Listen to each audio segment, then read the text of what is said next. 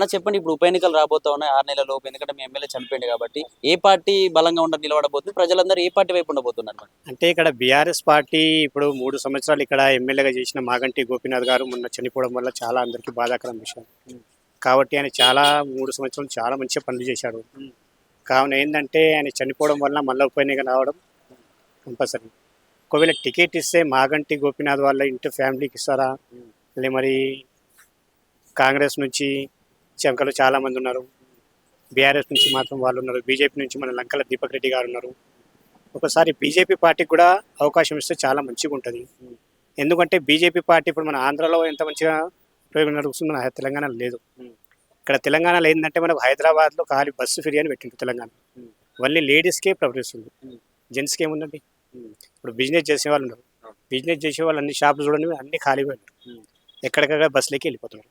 Business చేసే వాళ్ళు మనం ఏం చేయాలి, వాళ్ళు లేడీస్ వస్తే మనకు బిజినెస్లు అన్నీ పడిపోయినాయి. కాంగ్రెస్ గవర్నమెంట్లో మార్కెటింగ్ లేదు. ఏమొస్తుందండి, ఎవరికి వచ్చిందండి, ఎవరికి చూపించమని చెప్పండి. కరెంట్ ఫ్రీ అన్నారు, కరెంట్ ఫ్రీ ఎక్కడ ఉంది?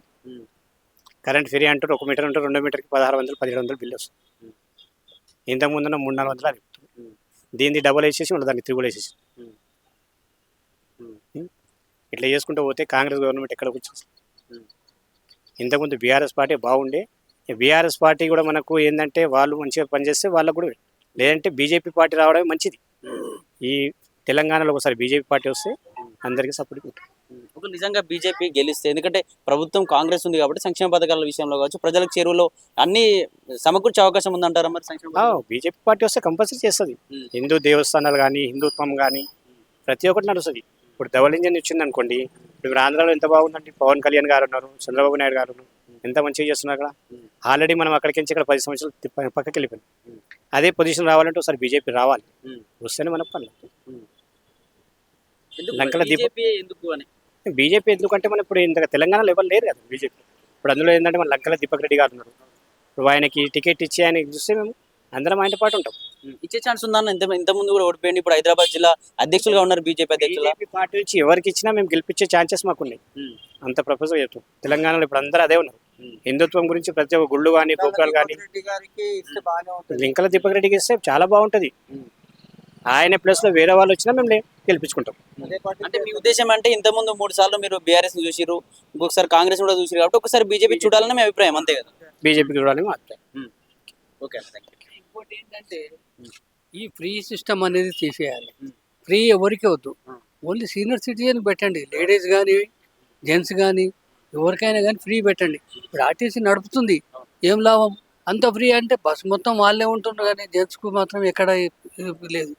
అటువంటి అందరికి పెట్టండి. అది అందరు అంటే ఓన్లీ సీనియర్ సిటిజన్ ఎన్నుకోండి. సీనియర్ సిటిజన్కి అండి, లేడీస్ కానీ, జెంట్స్ కానీ సీనియర్ సిటిజన్కి ఇస్తే బాగుంటుంది. వయసు ఉన్న వాళ్ళు సంపాదించుకోగలుగుతారు. సీనియర్ సిటిజన్ అంటే ఏం చేయలేడు, ఒకరి మీద ఆధారపడి బతకడమే తప్ప తనంత తాను ఏం చేసుకోలేడు. అటువంటి పరిస్థితి ఇప్పుడు.